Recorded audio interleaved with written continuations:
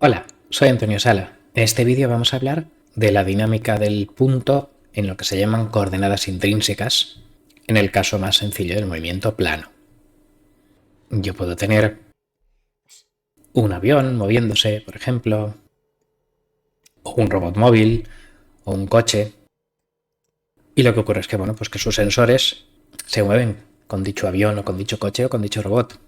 Y conceptualmente también, pues para un conductor o un piloto, lo único importante al llegar a una curva es si se curva y si ha llegado demasiado rápido y si tiene que frenar o no antes. Le da igual que esté mirando al norte o al oeste. Un capitán de barco piensa en proa, popa, babor, estribor. Entonces estas coordenadas que se mueven con el vehículo que yo estoy analizando se llaman intrínsecas. Bueno, luego en las conclusiones aclararemos. Hay varios tipos de sistemas de coordenadas. El tema es que nosotros aquí vamos a analizar un punto, que será el centro de gravedad de algo, y vamos a hablar de que el movimiento de ese punto podrá ser hacia adelante o bien girando hacia la izquierda o la derecha. Esas van a ser las coordenadas intrínsecas en vez de las coordenadas extrínsecas x e y en esta gráfica, por ejemplo. Entender las ecuaciones de la dinámica y los balances de fuerzas, etcétera, en esas coordenadas será útil en problemas posteriores de dinámica de vehículos, robótica móvil o aeronaves. Vamos a empezar definiendo en esta trayectoria plana un vector tangente t que sea el de la dirección que lleve la velocidad de ese punto. De manera que yo diré que el vector velocidad, por definición, va a ser igual a un vector unitario que apunte en la dirección de la velocidad y el ángulo que forme con la horizontal, digamos, a ese sí que le llamaremos tecta, y este vector unitario estará multiplicado por el módulo de la velocidad, nu de t, o como dicen los de geometría, pues el cuántos metros de arco sobre la curva por unidad de tiempo está recorriendo. A este nu de t también le llamaremos velocidad, que es lo que le llama a todo el mundo, es lo que marca el velocímetro del coche. Entonces nu de t es lo que dice el velocímetro y el vector velocidad pues es lo que dice el GPS de la velocidad que te estás moviendo 3 metros por segundo hacia el noreste. Bueno, pues este va a ser uno de nuestros vectores de nuestro sistema de referencia que llamaremos intrínseco. Lo que le ocurra a este coche lo vamos a expresar como cosas que ocurren en la dirección mirando hacia adelante y cosas que ocurren, claro, en la dirección perpendicular que denominaremos normal mirando izquierda o derecha. Esas son las coordenadas intrínsecas. Cuando se consideran que las curvas se recorren a velocidad 1, entonces ya no es física, ya es geometría. Y la física, pues un poco lo que dirá es que, claro, que si la curva se recorre el doble de rápido, pues entonces las aceleraciones y las fuerzas necesarias van a depender de la velocidad con la que se recorra. Una vez tenemos el vector t, vector tangente, hacia adelante, a proa del barco, vamos a definir un vector perpendicular a él. En esta trayectoria, pues yo voy a definir que el vector girado 90 grados a la izquierda le voy a llamar vector normal left, normal a la izquierda. Si yo tenía que las componentes de t eran pues un cierto coseno y seno, pues como esto está moviéndose y cambia en el tiempo, pues su derivada será menos seno coseno por la derivada de tecta con respecto al tiempo, claro. Y a esta cosa es lo que le hemos llamado normal a la izquierda, porque se puede comprobar que este vector está girado 90 grados hacia la izquierda, a babor, que diría un marinero. Lo que ocurre es que entonces el sentido de giro me vendrá determinado por el signo de esta derivada del ángulo. A partir de aquí en este trozo, la derivada del ángulo es negativo, porque está girando en sentido horario. ¿Vale? Si tomamos los ángulos usuales como que esto es positivo en sentido antihorario, y sin embargo en este fragmento de la trayectoria pues aquí está girando con sentido horario, ahí antihorario, y un poco el punto que cambia pues es un punto de inflexión. Entonces los de geometría expresan lo mismo de arriba, pero con un vector normal que apunta a la izquierda o a la derecha según esté girando en sentido horario o antihorario. De modo que toman valor absoluto de esta derivada de tecta y si es negativa multiplican por -1 el vector NL y se convierte, claro, en el normal a la derecha, de modo que en este trozo de la curva el vector normal de los de geometría sería el hacia la izquierda, pero en este trozo de la curva que gira antihorario pues sería hacia la derecha. Bueno, pues con una definición u otra, este será el vector que nos determinará la dirección perpendicular al movimiento, babor-estribor de un barco, y con estos dos vectores perpendiculares, tangente y normal, o normal NL, tendremos ese sistema de coordenadas intrínseco a la trayectoria de este punto y definirán, por tanto, la base de coordenadas intrínseca, que es un nombre muy complicado para decir simplemente eso, que el feeling del capitán de barco es proa, popa, babor, estribor, porque su cerebro no tiene una brújula como el de las palomas. Entonces ese capitán de barco, ahora que hemos formalizado su sistema de referencia, quiere hablar de aceleraciones y fuerzas, de dinámica. Entonces el vector aceleración es la derivada del vector velocidad, y como este era el vector velocidad, la derivada de la velocidad respecto al tiempo, pues era la derivada del primero por el segundo, más el primero, este es nu, por la derivada del segundo, y entonces pues este primero lo dejo quietecito aquí. ¿Y cuál es la derivada del vector tangente? Pues esto que habíamos puesto aquí.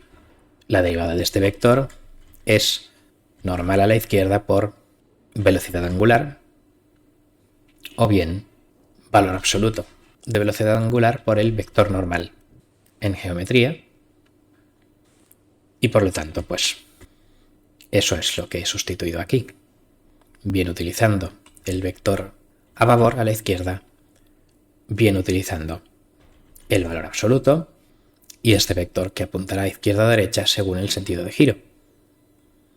Bueno, pues lo gaste como lo gaste, esto o esto es lo que se llama la ecuación de la aceleración. Y definimos que el componente de la aceleración en la dirección tangencial pues se llamaré aceleración tangencial, y es claro, pues este, y el componente normal pues le llamaré aceleración normal, o sea, este de aquí. O bien, si el normal siempre mira a babor, a la izquierda, esta será la aceleración a babor. Esta será la aceleración normal sin signo y esta la aceleración normal izquierda, babor, con signo. Claro, vamos a suponer que este nu, esta velocidad lineal, es positiva. No lo he dicho, pero si no el vector t también podría apuntar en sentido contrario, etc. O sea, vamos a suponer que el barco está marchando avante, hacia proa, digamos, y que no está haciendo marcha atrás. Bueno, pues aquí tenemos las aceleraciones tangenciales y normales, y lo que me falta es, pues claro, la dinámica. Newton decía que balance de fuerzas es masa por aceleración, con lo que si la masa es constante, que por ejemplo en un cohete que gasta mucho combustible rápidamente podría no ser adecuada esa suposición, pero en fin, suponiendo un punto de masa m constante, pues masa por vector aceleración es vector fuerza, entendidos como unos vectores que existen por sí mismos independientemente de que en coordenadas los ponga.